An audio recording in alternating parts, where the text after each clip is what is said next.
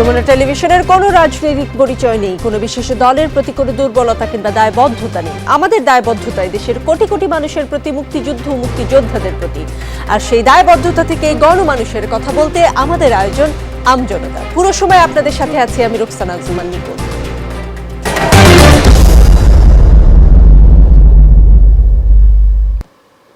আমজনতার আজকের বিষয় নতুন চ্যালেঞ্জ শিশুদের। শিশুরা আবারও স্কুলে ফিরেছে, নতুন নতুন চ্যালেঞ্জের মুখোমুখি হচ্ছে আমরা শুনতে পাচ্ছি। আর সেই নিয়ে আজকে আলোচনা করব, বুঝবার চেষ্টা করব, ভাববার চেষ্টা করব কি করা যায়, কি করা উচিত ছিল, কি করব আমরা। আমাদের সঙ্গে একজন অভিভাবক আছেন উজ্জ্বল সাহা। তিনি আবার ব্যক্তিগত জীবনে সেন্ট জোসেফ হায়ার সেকেন্ডারি স্কুলের শিক্ষকও। তার সন্তানটি তৃতীয় শ্রেণীতে পড়েন।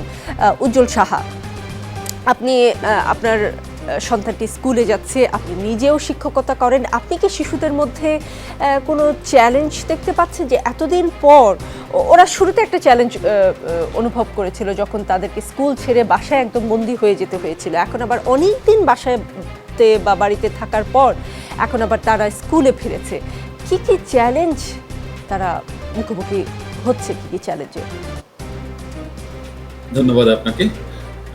আমি একই সাথে শিক্ষক এবং অভিভাবক, দু জায়গাতে আমার ভূমিকা। তবে আমি যেটা লক্ষ্য করছি যে শিক্ষার্থীরা ভীষণ স্বতঃস্ফূর্ত। তারা আসলে দীর্ঘদিন ঘরে থেকে বিদ্যালয়ে যাওয়ার জন্য তারা একেবারে মুখিয়ে ছিল। তো যখন সুযোগটি এসেছে, কোভিড পরিস্থিতি যখন নিয়ন্ত্রণে এসেছে, শিক্ষার্থীরা যখন বিদ্যালয়ে যাচ্ছে, আমার সন্তানটি যখন আমি ওকে নিয়ে যাচ্ছি, ভীষণ উৎফুল্ল।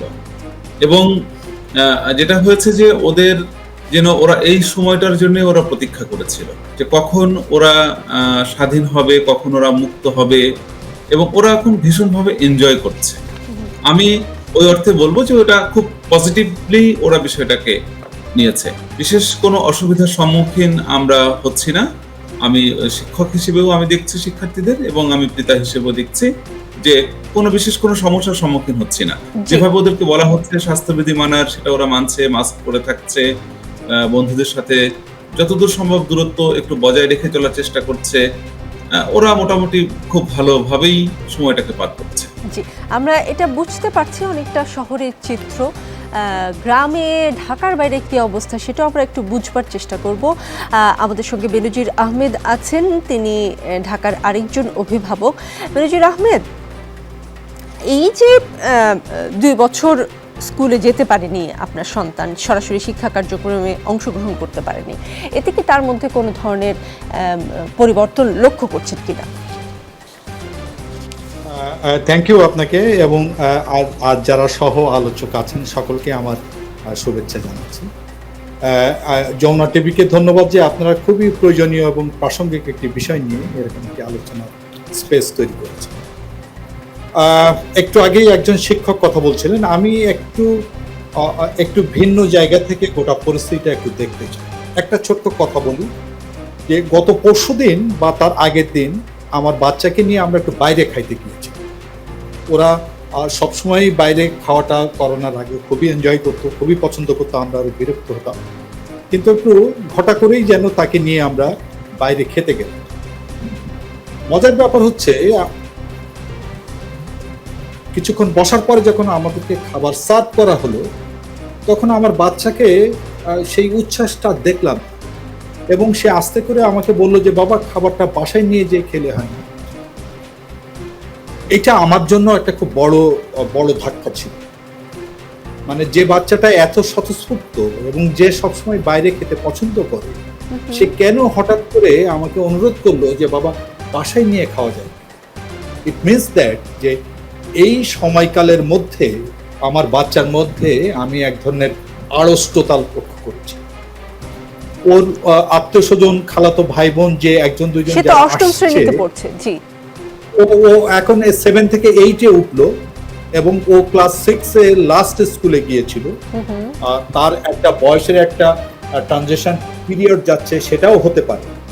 কিন্তু আমার বাচ্চাটা কেন জানি ভীষণ রকমের গুটিয়ে গেছে, এবং সে একটা লম্বা সময়ের পরে যখন আপনার অনলাইনে ক্লাস শুরু হলো, আমরা তাকে মোবাইল দেবার ক্ষেত্রে ইন্টারনেট কানেকশন দেবার ক্ষেত্রে একটু আমাদের মধ্যে রক্ষণশীলতা হয়তো ছিল, আমরা অতটা হয়তো অ্যাগ্রেসিভলি বাচ্চাকে ভাবি নাই যে এখনই দেব, কিন্তু এটা অনেকটা বাধ্য হয়েছি তাদের অনলাইন ক্লাসের জন্য দিতে।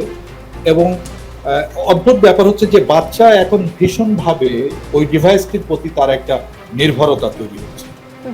এবং আমি জানি না এটা করোনার কোনো এফেক্ট কিনা, তার কারণ আমরা হোল ফ্যামিলি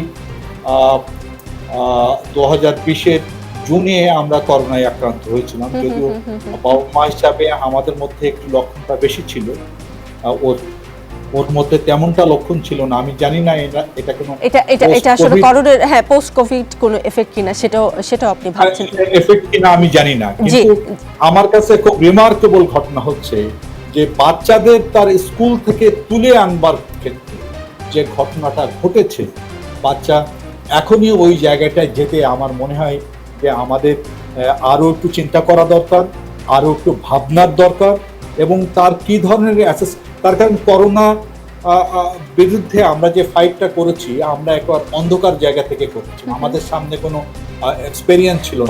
তার মানে তারা যে ফিরছে তাদের কোনো সহযোগিতা দরকার কিনা সেটাও আমাদেরকে এখন ভাবা দরকার, তাদের মধ্যে কোনো পরিবর্তন আছে কিনা সেগুলো একটু খেয়াল করে বুঝবার দরকার, তাদেরকে সাহায্যের হাত বাড়িয়ে দেওয়া দরকার। উজ্জ্বল সাহার কাছে আবারও যেতে চাই এবং জানতে চাই, আপনি যেহেতু শ্রেণীকক্ষে থাকেন বা আপনার সন্তানকেও স্কুলে যাচ্ছে, এখন তো নিয়ম আছে যে কেউ কারো টিফিন ভাগাভাগি করতে পারবে না, একজন আরেকজনের কাছ থেকে দূরে থাকতে পারবে।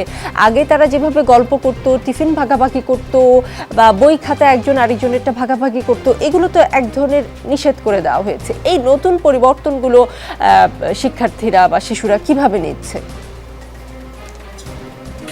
আমি খুব স্বনামধন্য একটা প্রতিষ্ঠানে আছি। আমার প্রতিষ্ঠানের চিত্র আসলে যেমনটি সরকার বা নীতি নির্ধারকরা যেভাবে বলেন, আমাদের শিক্ষার্থীরা, আমাদের অভিভাবকেরা অনেক সচেতন। আমরা যেমন কাজ করছি, অভিভাবকেরাও ঠিক একই রকম ভাবে কাজ করছেন। আমি লক্ষ্য করছি আমাদের প্রায় 80 থেকে 90% শিক্ষার্থী যারা বাসা থেকে টিফিন নিয়ে আসছে, আমাদের ক্যান্টিনের থেকে তারা টিফিন খুব কম কিনছে। তো এটা একটা সচেতনতা। বই ভাগাভাগির বিষয়টি আমাদের খুব কম, আমাদের শিক্ষার্থীরা সবাই বই ক্যারি করে, তো যার ফলে এটা নাই। আমি একটু প্রসঙ্গক্রমে আমি একটু কথা বলি। আমার হোম ডিস্ট্রিক্ট মাগুরার শ্রীপুরে, সেখানে আমার সেজ কাকি, উনি একটা প্রাইমারি স্কুলের হেডমিস্ট্রেস, ওনার সাথে আমার নিয়মিত কথা হয়। তো ওখানকার চিত্র কিন্তু খুব ভয়াবহ। বিদ্যালয় মানে ছাত্রী শূন্য হয়ে গেছে প্রাইমারি স্কুলে। মানে ওখানে ছেলেরা যেমন আসছে কিন্তু মেয়েদের আসার অবস্থা খুবই খারাপ। তো এবং তারা সবই ভুলে গেছে শিক্ষার্থীরা। তা মানে আমার আন্টি যে কথা বলছেন যে শিক্ষার্থীরা একেবারে তাদের যে বর্ণ শব্দ যতটুকু তারা শিখে বাড়িতে গিয়েছিল কোভিডের সময়, ফিরে আসার পরে তারা কিন্তু সবই ভুলে গেছে। তো সেই চিত্রের সাথে কিন্তু আসলে আমাদের এখানে মিলছে না, কারণ আমাদের অভিভাবকরা সচেতন, আমাদের শিক্ষার্থীরা যথেষ্ট স্মার্ট। তারা হ্যান্ড স্যানিটাইজার ব্যবহার করছে, মাস্ক ব্যবহার করছে, টিফিন ভাগাভাগি করছে না, বন্ধুদের সাথে খুব ক্লোজ হচ্ছে না। তারা খেলার মাঠেও আমরা দেখতে পাচ্ছি যে অনেক সময় তারা একটু ডিস্টেন্সটা একটু মেনটেন করার চেষ্টা করছে। আগে যেমন খেলার সময় একবারে ঘাড়ে হাত দিয়ে গলা জড়িয়ে ধরে তারা পথ চলতো, সেই জায়গাগুলোতে একটা দেখতে পাচ্ছি যে না, সেটা তারা এখনো সবাই করছে না। হয়তো দুই একজন বিচ্ছিন্নভাবে এটা করছে, একটা উচ্ছ্বাস প্রকাশের সময় হয়তো তারা করছে, কিন্তু ইন জেনারেল মোটামুটি তারা মেনটেন করছে। তো একটু আগে একজন অভিভাবক যে কথাটা বলছিলেন যে আসলে পোস্ট কোভিডের ফল কিনা, এটা একটা বিষয়, কিন্তু আসলেই একটা ভাবনার বিষয় যে শিক্ষার্থীদের মধ্যে এই যে নিজেদেরকে গুটিয়ে নেওয়ার একটা মানসিকতা, প্রবণতা, এটা কিন্তু আমরাও লক্ষ্য করছি এবং এটা সত্যই এটা আছে। জি, তার মানে এই বিষয়গুলো আসলে আমাদের বুঝে শুনে তাদেরকে আসলে সাহায্য করতে হবে বা সমস্যা সমাধানে এগিয়ে আসতে হবে। নিশ্চয়ই মোহাম্মদ নাসির উদ্দিন আছেন আমাদের সঙ্গে, তিনি কুমিরা আবাসিক বালিকা স্কুল অ্যান্ড কলেজ সীতাকুণ্ডের অধ্যক্ষ। আমরা একটু চট্টগ্রামের বিষয়টাও বুঝে আসতে চাই। মোহাম্মদ নাসির উদ্দিন, দীর্ঘদিন পর শিক্ষার্থীরা আবার স্কুলে ফিরল, শিক্ষার্থীদের মধ্যে এমন কোনো পরিবর্তনকে দেখছেন যা নিয়ে আমাদের সকলে মিলে কাজ করা দরকার? এই যেমন দীর্ঘদিন পর বন্ধুদের সাথে সহজভাবে মিশতে সমস্যা হচ্ছে, বা হাতে লেখার অভ্যাস চলে গেছে, বা পড়াশোনা আর করতেই ভালো লাগছে না, কারণ দীর্ঘদিন এক ধরনের এক গতিতে আমরা পড়াশোনা করেছি, এখন আবার স্কুলে ফিরে গতিটা মনে হচ্ছে হুট করে অনেক জোরে সোরে ফিরে এলো। কোনো সমস্যা কি হচ্ছে কিনা শিক্ষার্থীদের?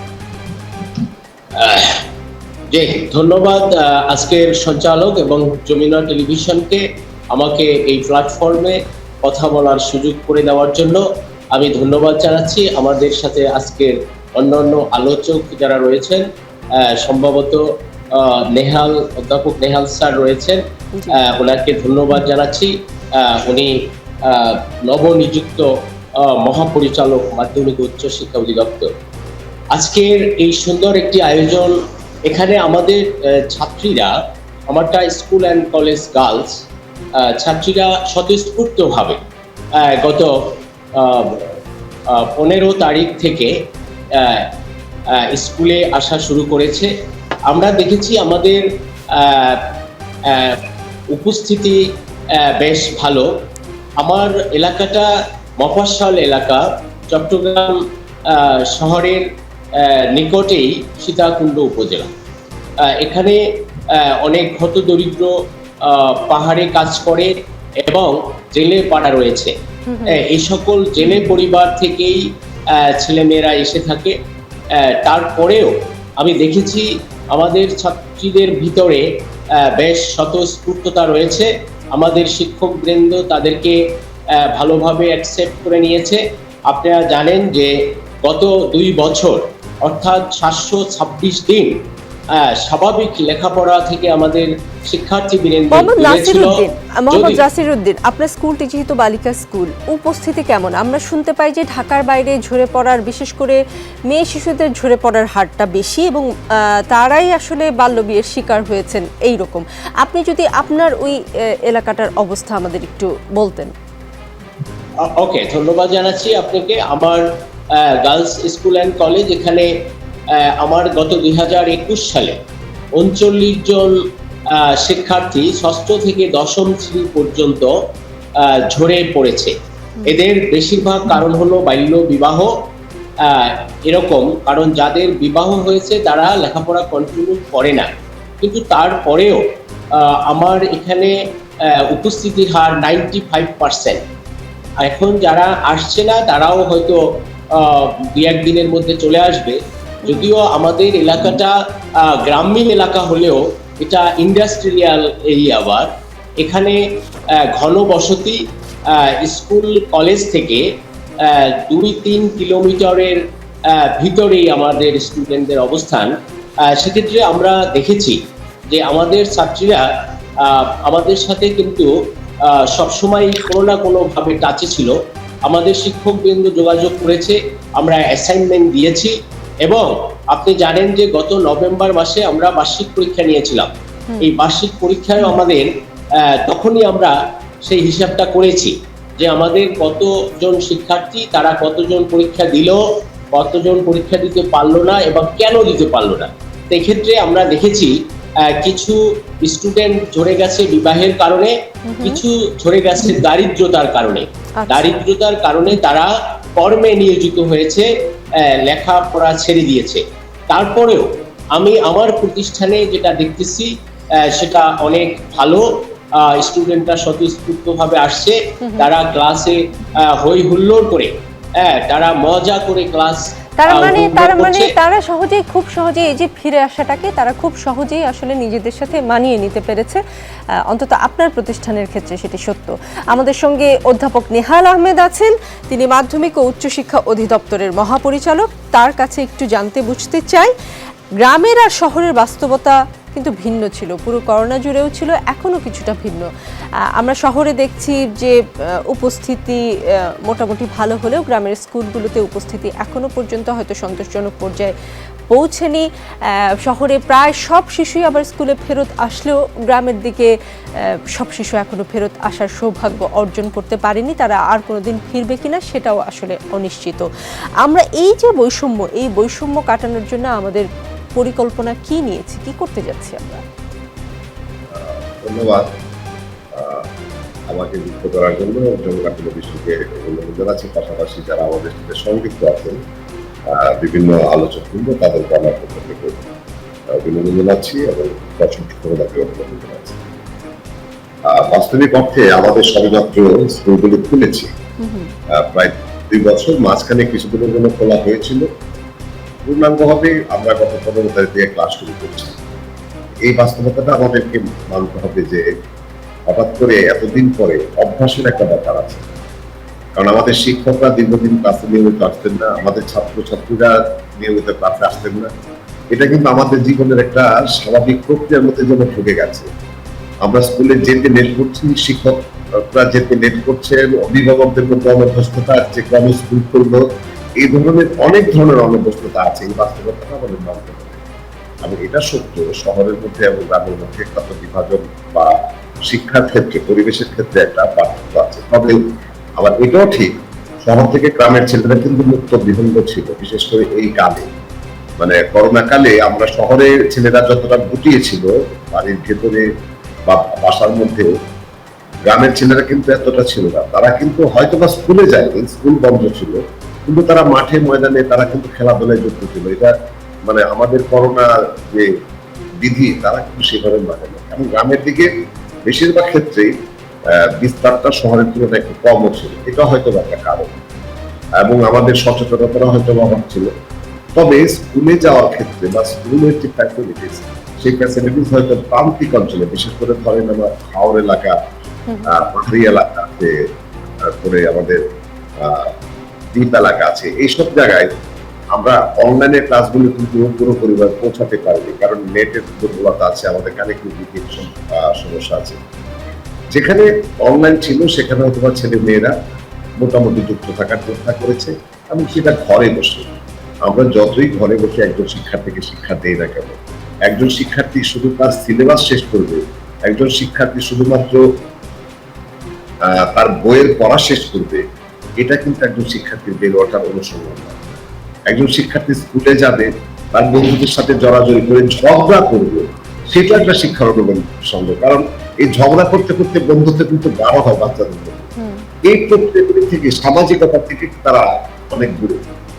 এবং হঠাৎ করে যখন স্কুল খুলে দেওয়া হলো, আমাদের বাচ্চাগুলি কিন্তু ঘরের মধ্যে যেহেতু বন্ধু থাকতে থাকতে, বিশেষ করে শহর এলাকা, আমি গ্রামের এলাকার কথা বলছিলাম, তাদের মধ্যে একটা জড়তা, আড়ষ্টতা, এই যে আমাদের একজন অভিভাবক, একজন যে সাহেব যেটা বললেন, যে এই আড়ষ্টতাটা আছে। এবং এখন এটা আমার বিশ্বাস যে একটু সময় গেলে এটা আমরা মানিয়ে নিতে পারবো, কারণ আমাদের বাচ্চাদের উপরে আমার প্রচন্ড রকম আস্থা। 1971 সালে মুক্তিযুদ্ধের সময় আমাদের দেশ কিন্তু সমস্ত শিক্ষা ব্যবস্থা ভেঙে ফেলেছিল, তাই 1 বছর কোনো শিক্ষা ব্যবস্থা, পরীক্ষা কোনো কিছুই হয়। আমাদের কিন্তু এই করোনাকালে পুরোপুরি ভেঙে না পড়লে থেমে যাওয়ার উপক্রম হয়েছিল, কিন্তু আমাদের সরকার এবং আমাদের শিক্ষা মন্ত্রণালয়ের তৎপরতায় এবং মোটামুটি আমরা ডিজিটাল বাংলাদেশ যেটাকে বলছি, আমাদের মাননীয় প্রধানমন্ত্রী যে পর্যায়ে আমাদেরকে নিয়ে গেছেন, আমাদের অফিস আদালত থেকে শুরু করে সমস্ত শিক্ষা ব্যবস্থাকে আমরা সচল রাখার চেষ্টা করেছি। হয়তোবা ছাত্রদের মনোমত অনেক সময় হয়নি। একটা সমস্যার সংকটের কথা আমি বলি, যে কিছুদিন পরে, মানে মাত্র তো আজকে 15 তারিখ, 15, 16, আজকে হলো 17 তারিখ, মানে একদিকে এই চিত্র পাওয়া যাবে না। ক্লাসগুলো যখন শুরু হবে, আস্তে আস্তে সম্পৃক্ততা বাড়বে, তখন আমরা সামগ্রিক চিত্রটা হয়তো বা পাবো, এবং সেটা নিয়ে আমাদের আলোচনা হবে, আমরা একটা ব্যবস্থা নেব, এবং শিক্ষকদের বা স্কুল কর্তৃপক্ষের ব্যাপারে আমাদের আলাদা নির্দেশনা আসবে অবস্থার পরিপ্রেক্ষিতে। আমি যে জায়গাটাই পাচ্ছি, বেনজি সাহেব যেটা বলছিলেন যে তার বাচ্চাটা বাইরে খেতে যেতে একটু জড়তা, আড়ষ্টতা, এই সংকটটা আমার কাছে যেটা মনে হয়, আমাদের পড়াশোনার যে গ্যাপ হয়েছে, এটা সত্য একটা বড় সড়ো গ্যাপ হয়েছে, এটা খুব অদূরে আমরা কাটিয়ে উঠতে পারবো। আমাদের শিক্ষকরা এবং আমাদের হয়তো একটা বাড়তি ক্লাসগুলো সবকিছু কাটিয়ে উঠতে পারবো। কিন্তু 2 বছর যেসব বাচ্চারা ঘরে আবদ্ধ ছিল, আমরা বলি আর না বলি, এখন হয়তো বা তারা প্রচন্ড উচ্ছ্বাস প্রকাশ করছে, কিন্তু তাদের মনের ভিতরে এক ধরনের জড়তা আছে, সাইকোলজিক্যাল একটা ইম্প্যাক্ট হয়েছে, মেন্টাল হেলথ বলে আমি যেটাকে বলছি। এই মনোজগতে কিন্তু একটা ক্রিয়াবৃত্তির মধ্যে দিয়ে সে একটু এলোপ হয়ে গেছে, অর্থাৎ নিঃসঙ্গ। এবং তার বেশিরভাগ ক্ষেত্রে, শহরের ছেলেদের ক্ষেত্রে সমস্যাটা বেশি হয়েছে, তার সঙ্গে হয়ে গেছে একটা ল্যাপটপ অথবা একটা মোবাইল ফোন, যেটাকে ডিভাইস বলছি। এবং এটার ব্যবহার করতে করতে আমরা বাধ্য হয়েছি, যে আমার ছেলে ক্লাস 8-এ পড়ে, এখন সে সারাক্ষণ ঘরে থাকে, আমি এবং আমার স্ত্রী দুজনেই চাকরি করি, এবং তার হাতে আমাকে ল্যাপটপ ছেড়ে দিতে হয়েছে, কারণ ক্লাসগুলি হয় ল্যাপটপে বা অনলাইনে। এটা করতে করতে তাদের মধ্যে এক ধরনের সাংঘাতিক রকম অ্যাডিকশনের পর্যায়ে চলে গেছে। অ্যাডিকশন বলছে এই যে ব্যাপারটা, এবং এটার মধ্যে থাকতে থাকতে বাবা মার সাথে, বন্ধু বান্ধবদের সাথে, সবার সাথে তার একটা বিচ্ছিন্নতা বোধ সৃষ্টি হয়েছে। এবং এই বিচ্ছিন্নতা বোধের কারণে দেখবেন এখানে যারা অভিভাবক আছেন তারা দেখবেন বাসায় ছেলে মেয়েরা বাবা মার কথা যদি বলে বা কিছু বলে তারা খুব রিয়াক্ট করে, রেগে যায়, আগের মতো সময় পেতে পারে না, বাবা মার কাছ থেকে জন্য একটু দূরে সরে গেছে। এই যে সংকটটা, এটা কিন্তু অদূর 5 বছর 10 বছর পরে আমাদের বাচ্চাদের মনে ক্রিয়া প্রতিক্রিয়া থেকে যায়। যারা সাইকোলজি যারা আছে এই ক্ষেত্রে তাদের সহযোগিতা, তাদের পরামর্শ এবং আমাদের পরিকল্পনা আছে, আমাদের বিতাড়িত কিছু প্রশিক্ষণের মাধ্যমে ছাত্রদের এই গ্যাপটা, মেন্টাল হেলথের যে গ্যাপটা, এটাকে কিভাবে ওভারকাম করা যায়, অর্জন করা যায়।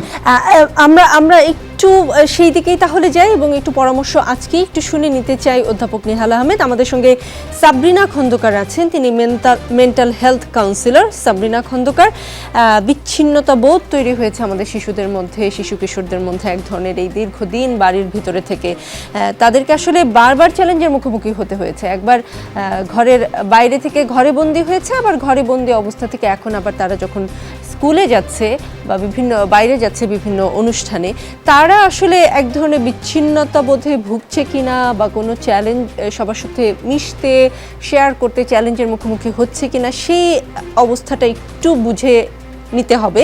এবং যদি অভিভাবক সেই ধরনের কোনো কিছু টের পান, তাহলে অভিভাবক, শিক্ষক বা নীতি নির্ধারকরা কি করতে পারেন? আপনার কি পরামর্শ থাকবে? ধন্যবাদ আমাকে সুযোগ দেওয়ার জন্য এবং এরকম একটা গুরুত্বপূর্ণ প্রসঙ্গে আমাকে আজকে যুক্ত করার জন্য আপনাকে অনেক ধন্যবাদ। আমি খুবই মনোযোগ দিয়ে শুনছিলাম দুজন অভিভাবকের কথা এবং নিহাল স্যারেরও কথা।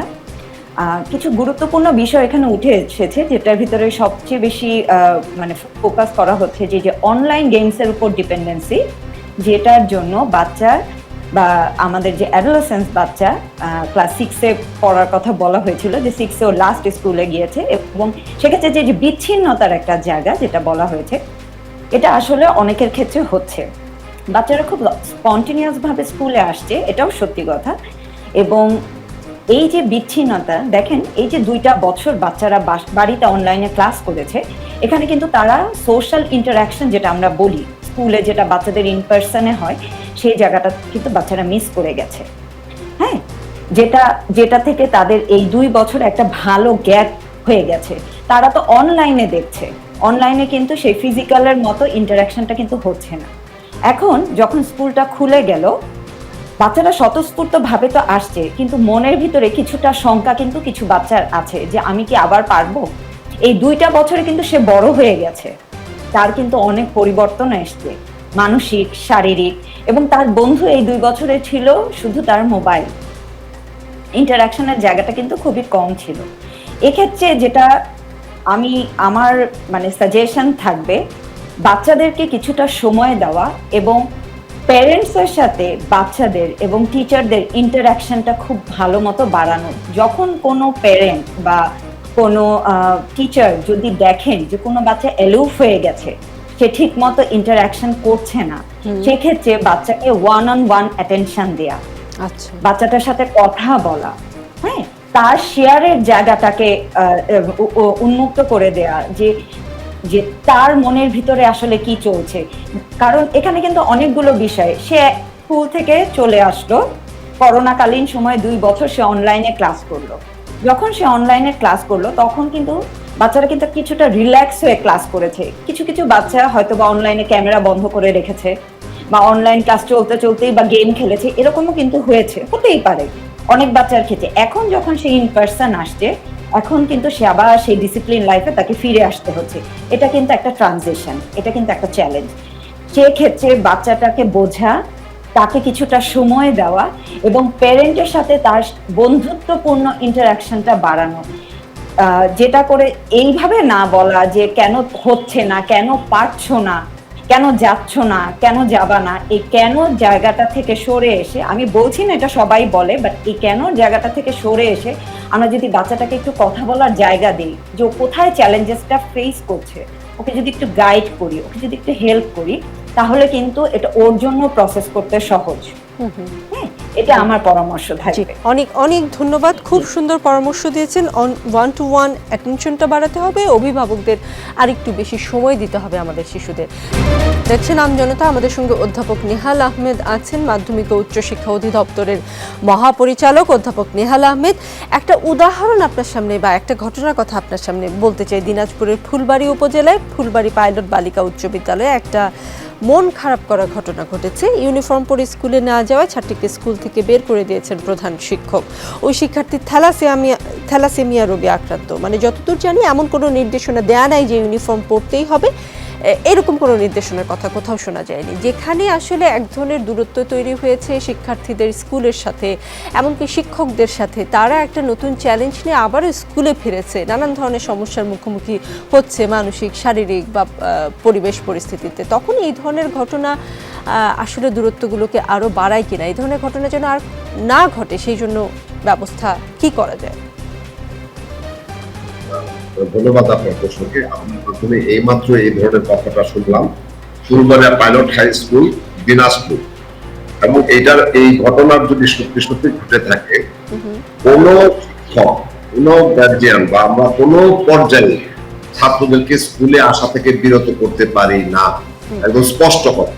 এবং যদি এটা কেউ করে থাকে, আমি পয়েন্টটা নিলাম, আমি ফুলবাড়ী পাইলট হাই স্কুলের কথাটা বলেছেন, আমি জানি না। জি জি জি, ফুলবাড়ী পাইলট বালিকা উচ্চ বিদ্যালয়, ফুলবাড়ী পাইলট বালিকা উচ্চ বিদ্যালয়।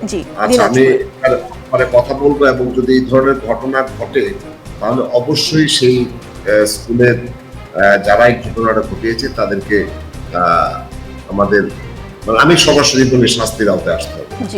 এবং এই মুহূর্তে কোনোভাবে আমাদের কোন অভিভাবককে, কোন ছাত্রকে ওই অর্থনৈতিক কারণে অথবা তার যে কোনো কারণে স্কুলে আসা রাখা যাবে না। এবং আমাদের মাননীয় প্রধানমন্ত্রী শেখ হাসিনা এবং আমাদের মাননীয় শিক্ষামন্ত্রী এবং উপমন্ত্রী দুজনের সাংঘাতিক এই ব্যাপারে কনসার্ন, যে আমাদের এই করোনা কালে অনেকের অর্থনৈতিক অবস্থা খারাপ হয়েছে এবং অনেকের বিভিন্ন রকম সমস্যার সৃষ্টি হয়েছে। সে অবস্থায় মাঝে মাঝে, এই কথাটা সত্য, মাঝে মাঝে আমাদের কাছে মনে হয় আমরা যারা শিক্ষক বা প্রধান শিক্ষক বা প্রিন্সিপাল, অনেক সময় মনে হয় যে আমরা একটু কষায়ের মতো কাজ করি। এই বাচ্চাদের সাথে আমাদের অনেক আন্তরিকভাবে ব্যবহার করার কথা। এই যে একটু আগে আমরা কথা বলছিলাম নিজেদের মধ্যে, যে একটা বাচ্চা স্কুলে আসতে পারছে না কেন, সেই জায়গায় বাবার মমতা নিয়ে, মায়ের মমতা নিয়ে শিক্ষকদেরকে এগিয়ে যেতে হবে যে কি সমস্যাটা, কেন আসছে না, এবং তাকে সহায়তা করা। এবং আমি আপনারা জ্ঞাতার্থে জানাচ্ছি, ঢাকা বোর্ডে আমি চেয়ারম্যান ছিলাম, অনেক শিক্ষার্থী ফর্ম ফিল আপের সময় সংকট হয়েছে অর্থনৈতিক কারণে। ঢাকা শিক্ষা বোর্ডে থাকাকালীন সময়, আমি সংখ্যা বলতে চাই না, অনেক অনেক, ওটা সংখ্যা শুনলে আপনার অবাক হবে, অনেকের মানে টাকা ছাড়া ফর্ম ফিল আপের ব্যবস্থা করা হয়েছে। একজন শিক্ষক একটা ছাত্র বা ছাত্রীকে স্কুল থেকে বের করে দিবে, এটা তো অনভিপ্রেত ঘটনা। আমরা চাচ্ছি যে ট্রেনটা তার মানে অধ্যাপক নেহাল আহমেদ, পরিষ্কার নির্দেশনা আছে, অর্থনৈতিক অসামর্থ্যের কারণেই হোক বা যে কারণেই হোক, কোনো শিক্ষার্থীকে স্কুলে আসা থেকে বিরত রাখা যাবে না, এই বিষয়ে কড়া নির্দেশ আছে। আরেকটা বিষয় নেহাল আহমেদ একটু বুঝতে চাই, শহরের বাস্তবতা আর গ্রামের বাস্তবতা করোনাকালে একদমই ভিন্ন ছিল। শিক্ষার একটা বড় ধরনের বৈষম্য তৈরি হয়েছে এবং এই বৈষম্যটা অনেক ক্ষেত্রে শিক্ষার্থীদের মধ্যে মনোবেদনার কারণ হয়ে দাঁড়িয়েছে। তারই ব্যাচের ধরেন ক্লাস 8-এর যে শিক্ষার্থী আজকে পঞ্চগড়ে আছে, আর ঢাকায় ক্লাস 8-এর যে শিক্ষার্থী, তার পড়াশোনার মধ্যে এক ধরনের বৈষম্য তৈরি হয়েছে। কিন্তু এসএসসি পরীক্ষা, বোর্ডের পরীক্ষা যখন দিবে, তাদের দুইজনকে একই ধরনের আসলে চ্যালেঞ্জের মুখোমুখি হতে হবে, বা চাকরির বাজারে ভবিষ্যতে যখন সে যাবে একই ধরনের চ্যালেঞ্জের মুখোমুখি হতে হবে। এই বয়সেই যদি সে পিছিয়ে যায়, এটা তার মনোবেদনার কারণ হতেই পারে। আচ্ছা, এটা অন্য একটা প্রশ্ন। এই বৈষম্যটা কিন্তু আগেও ছিল শহরে। এই যে এখানে সেন্ট জোসেফের শিক্ষক আছে, সেন্ট জোসেফের যে মা, যে ভাবে তারা পড়াশোনা করায়, আমরা যে বাস্তবিক অর্থে এখনো সেই পর্যায়ে গিয়েছি। আমি তো হাওড় এলাকার ছেলে, হাওড়ের একদম একটা নিযুক্ত পল্লীতে একটা স্কুল, সেখানে কি সেন্ট জোসেফের স্ট্যান্ডার্ডে আসতে পেরেছে? এটা কিন্তু সবসময় ছিল।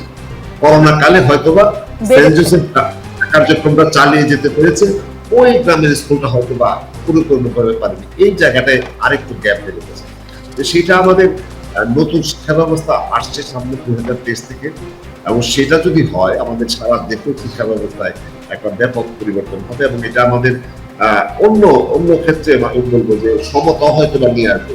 এই যে বিভাজনগুলি ছিল, এই যে অসমতাগুলি ছিল, সেইগুলি থেকে বোধ আমরা অনেকটাই সেন্ট জোসেফে গিয়ে থাকবে, গ্রামের একটা স্কুলে গিয়ে থাকবে না, সেই সুযোগটা বোধ আস্তে আস্তে কমে যাচ্ছে। এবং আপনারা দেখেন সরকারের কিছু কিছু সিদ্ধান্ত, এটা তো প্রশংসার দাবিদার। এখন যেহেতু সুযোগটা পেয়েছি তো বলেই ফেলি, এই বছর ভর্তি প্রক্রিয়া দেখেন 100% বলবো স্বচ্ছ ভর্তি প্রক্রিয়া। পিকারুনেসা বা সেন্ট জোসেফ, এখানে অবশ্য ওনারা 4টা শিক্ষা প্রতিষ্ঠান আমাদের আওতায় না, ওনারা স্বাধীন বাংলাদেশ হয়ে গেছেন, মানে ওনারা আমাদের আওতায় আসেন না।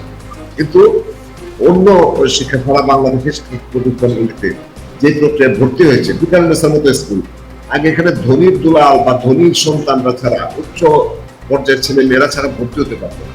কিন্তু আজকে একটা রিক্সাওয়ালার মেয়েও ভর্তি হতে পারছে, প্রতিপত্তির মেয়েও ভর্তি হতে পারছে, পাশাপাশি একজন উচ্চ পদস্থ কর্মকর্তার মেয়েও ভর্তি, অর্থাৎ একই সমতার ভিত্তিতে কিন্তু আমাদের ভর্তি প্রক্রিয়াটা হয়েছে। এখন বরঞ্চ এইসব স্কুলগুলি একটা চ্যালেঞ্জে পড়েছে, যে আগে তো বাছাই করে করে নিত, এখন তো লটারির মাধ্যমে হয়েছে। এখন তুমি কতটা ভালো স্কুল, কতটা তোমার শিক্ষা প্রতিষ্ঠান ভালো, এখন ইউ মাস্ট প্রুভ ইট, এখন প্রমাণ করো। কারণ সবখানে কিন্তু লটারির মাধ্যমে হচ্ছে একই মানের শিক্ষার্থী সবাই, এবং ছোটবেলায় আমরা মনে করি সবাই মেধাবী, এবং এটার কারণে কেউ কেউ ভালো রেজাল্ট করে, অযত্নের কারণে কেউ কেউ হয়তো বা খারাপ করে। এখন শিক্ষা প্রতিষ্ঠানগুলিকে একটা চ্যালেঞ্জে পড়েছে। এখন পিকারুনেসা, আইডিয়াল, সেন্ট জোসেফ, ওনাদেরকে কিন্তু প্রমাণ করতে হবে যে ওনারা ভালো শিক্ষা প্রতিষ্ঠান, কারণ সব এক মানের ছাত্র পেয়েছে সব শিক্ষা প্রতিষ্ঠান। আবার যারা একটু নামি দামি না, এরাও কিন্তু একই মানের শিক্ষা। তার মানে অধ্যাপক নেহাল আহমেদ, এই করোনার কারণে যে শিক্ষা বৈষম্যটা আরেকটু বেড়েছে, পুরো এই বৈষম্য নিয়েই আসলে এক ধরনের কাজ চলছে। আমরা অদূর ভবিষ্যতে নিশ্চয়ই এর সুফল পাবো। মোহাম্মদ নাসির উদ্দিনের কাছে যেতে চাই। মোহাম্মদ নাসির উদ্দিন, অনলাইনে শিক্ষায় নিশ্চয়ই সবাই একইভাবে বুঝে উঠতে পারেনি। ঢাকায় শিক্ষার্থীরা যেভাবে অনলাইন শিক্ষা নিয়েছে, ঢাকার বাইরে সেই সুবিধা সব শিক্ষা প্রতিষ্ঠান পেয়েছে সেটা আমরা বলতে পারছি না। আপনারা কিভাবে শিক্ষা প্রতিষ্ঠানগুলোতে এটা সমন্বয় করছেন? জি, ধন্যবাদ জানাচ্ছি আজকে সঞ্চালক। আজকে আপনারা জানেন যে জাতীয় শিশু দিবস এবং আমাদের বঙ্গবন্ধু শেখ মুজিবুর রহমানের জন্ম দিবস। আমি আজকে গভীর শ্রদ্ধাভরে স্মরণ করছি হাজার বছরের শ্রেষ্ঠ বাঙালি, বাংলার ইতিহাসের রাখাল রাজা বঙ্গবন্ধু শেখ মুজিবুর রহমানকে। আজকে ডিজিটাল বাংলাদেশ গঠিত হয়েছে, ডিজিটাল বাংলাদেশের কার্যক্রম চলছে। আমরা মিলেনিয়াল ডেভেলপমেন্ট অর্জন করেছি, 21st সেঞ্চুরি স্কিল আমরা আয়ত্ত করেছি, কোয়ালিটি এডুকেশন নিয়ে আমরা কাজ করছি। নাসির উদ্দিন, একটু সংক্ষেপে বলতে হবে, আমার হাতে আসলে খুব বেশি সময় নেই। আমি আসলে প্রশ্নের সরাসরি উত্তরই চাচ্ছি। আপনারা স্কুল পর্যায়ে কিভাবে আসলে এই বৈষম্যটা সমন্বয় করছেন? আমরা বলি, আমি আমার প্রতিষ্ঠানে আমাদের শিক্ষকদের দ্বারা আমরা অনলাইন ক্লাস কার্যক্রম চালিয়েছি। যদিও আমার স্কুল অ্যান্ড কলেজে 33 জন শিক্ষক শিক্ষিকা রয়েছেন, তারা সবাই অনলাইনে ক্লাস নিয়েছেন। আপনারা জানেন A2I এর শিক্ষক বাতায়ন প্ল্যাটফর্মে আমাদের 33 জন শিক্ষক যুক্ত আছেন। তারা অনলাইনে 2টা সেকশনে ক্লাস নিয়েছেন, একটা কলেজ সেকশন আর একটা স্কুল সেকশন। যদিও আমাদের স্টুডেন্টদের পার্টিসিপেশন খুব ভালো ছিল না, এক ক্লাসে 10 জন, 20 জন, 25 জন, এর বেশি আমরা পাইনি।